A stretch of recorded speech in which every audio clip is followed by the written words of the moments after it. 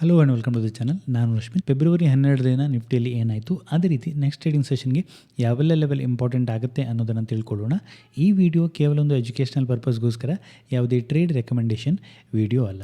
ನಾವೀಗ ನಿಫ್ಟಿಯ ಚಾರ್ಟನ್ನು ನೋಡ್ತಾ ಇದ್ದೀವಿ. ನಿಫ್ಟಿಯಲ್ಲಿ ಇವತ್ತೊಂದು ಗ್ಯಾಪ್ ಡೌನ್ ಓಪನ್ ಆಗುತ್ತೆ, ಓಪನ್ ಆಗಿ ಡೌನ್ ಬರುತ್ತೆ. ಈಗ ಒಂದು ರಿಟ್ರೇಸ್ಮೆಂಟ್ನು ಎಕ್ಸಾಕ್ಟ್ಲಿ ಈ ಸಪೋರ್ಟ್ ಲೆವೆಲ್ ಅಂದರೆ ನೆಕ್ಸ್ಟ್ ರೆಸಿಸ್ಟೆನ್ಸ್ ಆಗುತ್ತೆ, ಅಲ್ಲಿ ರೆಸಿಸ್ಟೆನ್ಸನ್ನು ಪಡ್ಕೊಳ್ಳುತ್ತೆ, ಡೌನ್ ಬರುತ್ತೆ, ಅಗೇನ್ ಅಪ್ ಹೋಗುತ್ತೆ, ಅಗೇನ್ ಡೌನ್ ಬಂದು ಈ ಸಪೋರ್ಟ್ ಲೆವೆಲನ್ನು ಬ್ರೇಕ್ ಮಾಡುತ್ತೆ, ಇಮಿಡಿಯೇಟ್ಲಿ ಅಪ್ ಹೋಗುತ್ತೆ, ಅಗೇನ್ ಡೌನ್ ಬರುವಂಥ ಪ್ರಯತ್ನವನ್ನು ಮಾಡ್ತು ಅಂತ ಹೇಳ್ಬೋದು. ಸೊ ಗ್ಯಾಪ್ ಡೌನ್ ಓಪನ್ ಆದ ನಂತರ ಒಂದಷ್ಟು ಡೌನ್ ಮೂವ್ನ ಕೊಡ್ತು. ಈ ಲೆವೆಲ್ ಬ್ರೇಕ್ ಆದರೆ ನೆಗೆಟಿವ್ ಆಗುತ್ತೆ ಅಂತ ಒಂದು ಎಕ್ಸ್ಪೆಕ್ಟೇಷನ್ ಇತ್ತು, ಅದೇ ರೀತಿ ಒಂದು ಡೌನ್ ಮೂವ್ನ ಕೊಡ್ತು. ಹಾಗಿದ್ರೆ ನೆಕ್ಸ್ಟ್ ಟ್ರೇಡಿಂಗ್ ಸೆಷನ್ಗೆ ಯಾವೆಲ್ಲ ಲೆವೆಲ್ ಇಂಪಾರ್ಟೆಂಟ್ ಆಗುತ್ತೆ ಅಂತ ನಾವು ನೋಡೋದ್ರೆ, ಇವತ್ತು ನಿಫ್ಟಿ ಐಟಿಯಲ್ಲಿ ಒಂದು ಸ್ಟ್ರಾಂಗ್ ಡೌನ್ ಮೂವ್ನ ನಾವು ನೋಡ್ತೀವಿ. ನಿಫ್ಟಿ ಐಟಿ 5.5% ಡೌನ್ ಮೂವ್ನ ಕೊಡ್ತು ಅಂತ ಹೇಳ್ಬೋದು. ಕಳೆದ ಒಂದಷ್ಟು ದಿನದಿಂದ ಐಟಿಯಲ್ಲಿ ಒಂದಷ್ಟು ಪ್ರೆಷರನ್ನು ನಾವು ನೋಡ್ತಾ ಇದ್ವಿ. ಒಂದಷ್ಟು AI ಅನೌನ್ಸ್ಮೆಂಟ್ ಆದ ರೀಸನಿಂದ ಈ ಪ್ರೆಷರ್ ಅಥವಾ ಈ ಡೌನ್ ಮೂವ್ ಅಥವಾ ಈ ಕ್ರ್ಯಾಶ್ ಕಂಟಿನ್ಯೂ ಆಗ್ತಿರೋದು. IT ಸ್ಟಾಕ್ಗಳಲ್ಲಿ ಸ್ಟ್ರಾಂಗ್ ಆದ ಒಂದು ಡೌನ್ ಮೂವ್ ಕಂಟಿನ್ಯೂ ಆಗ್ತಾಯಿದೆ. ಇವತ್ತು IT ಇಂಡೆಕ್ಸ್ 5% ಒಂದೇ ದಿನದಲ್ಲಿ ಡೌನ್ ಮೂವ್ನ ಕೊಡುತ್ತೆ. ಹಾಗೆ ರಿಯಾಲಿಟಿ 1.45% ಡೌನ್ ಮೂವ್ನ ಕೊಡ್ತು.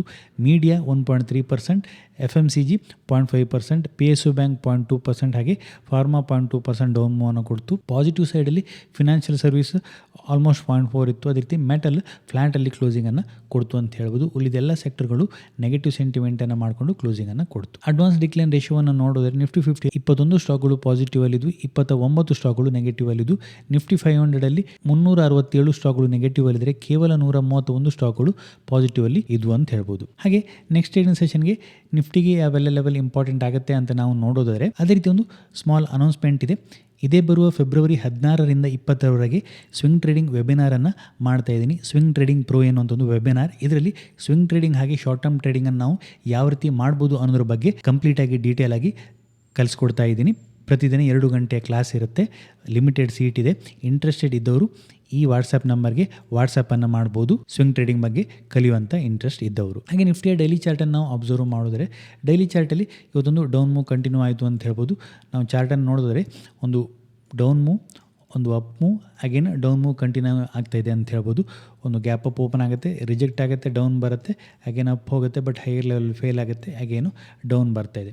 ಇಮಿಡಿಯೇಟ್ಲಿ ನೆಕ್ಸ್ಟ್ ಟ್ರೇಡಿಂಗ್ ಸೆಷನ್ಗೆ ನಾವು ಅಬ್ಸರ್ವ್ ಮಾಡೋದರೆ, ಇಲ್ಲಿ ಡೈಲಿ ಚಾರ್ಟಲ್ಲಿ ಕೂಡ ನೋಡಿದರೆ ಇಲ್ಲೊಂದು ಗ್ಯಾಪ್ ಪೆಂಡಿಂಗ್ ಇರೋದ್ರಿಂದ ಸೊ ಆ ಗ್ಯಾಪನ್ನು ಫಿಲ್ ಮಾಡುವಂಥ ಪ್ರಯತ್ನವನ್ನು ಮಾಡ್ಬೋದು. ಅದೇ ರೀತಿ ಇಲ್ಲೊಂದು ದೊಡ್ಡ ಗ್ಯಾಪ್ ಕೂಡ ನಿಫ್ಟಿಯಲ್ಲಿ ಪೆಂಡಿಂಗ್ ಇರುವಂಥದ್ದು. ಹಾಗೆ ಹೈಯರ್ ಲೆವೆಲಲ್ಲಿ ಒಂದಷ್ಟು ಪ್ರೆಷರ್ ಕೂಡ ಬರ್ತಾ ಇರುವಂಥದ್ದು.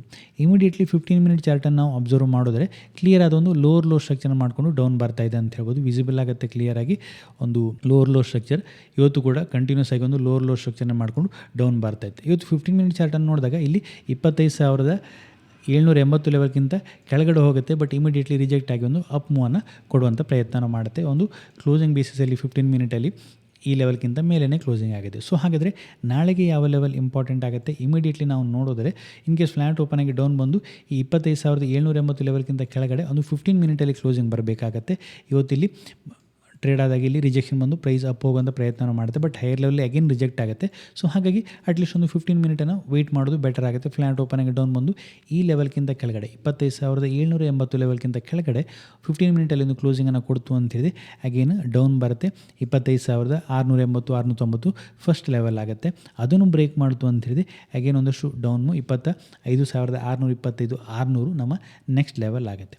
ಅದೇ ರೀತಿ ಪಾಸಿಟಿವ್ ಆಗಬೇಕು ಅಂತ ಹೇಳಿದ್ರೆ 25,870 ಲೆವೆಲ್ಗಿಂತ ಮೇಲೆ ಹೋಗಬೇಕಾಗತ್ತೆ.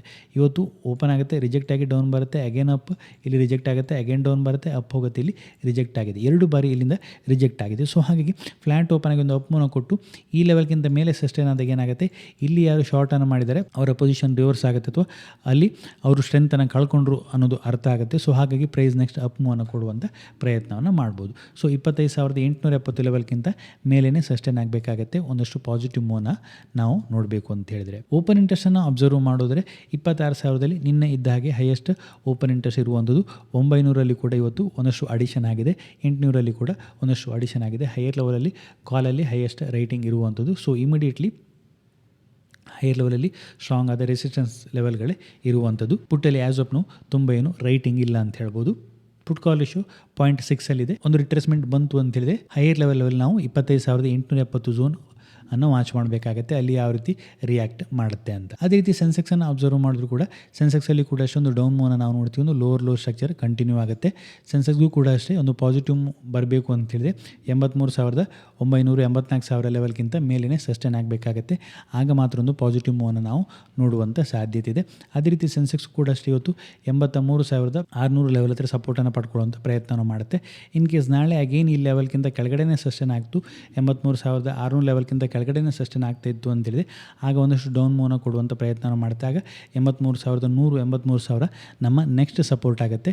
ಈ ಝೋನ್ ಏನಿದೆ ಅದು ನಮ್ಮ ನೆಕ್ಸ್ಟ್ ಸಪೋರ್ಟ್ ಆಗುತ್ತೆ ಸೆನ್ಸೆಕ್ಸ್ಗೆ. ಇದಿಷ್ಟು ಈ ವಿಡಿಯೋದಲ್ಲಿ. ನಿಮಗೇನಾದರೂ ಈ ವಿಡಿಯೋ ಇಷ್ಟ ಆಯಿತು ಅಂತ ಹೇಳಿದರೆ ಲೈಕ್ ಮಾಡಿ, ನಿಮ್ಮ ಸಜೆಷನ್ಸನ್ನು ಕಮೆಂಟ್ ಮಾಡಿ. ಇನ್ನು ಹೆಚ್ಚಿನ ವಿಡಿಯೋಗಳಿಗಾಗಿ ನಮ್ಮ ಯೂಟ್ಯೂಬ್ ಚಾನಲನ್ನು ಸಬ್ಸ್ಕ್ರೈಬ್ ಮಾಡ್ಕೊಳ್ಳಿ. Thank you.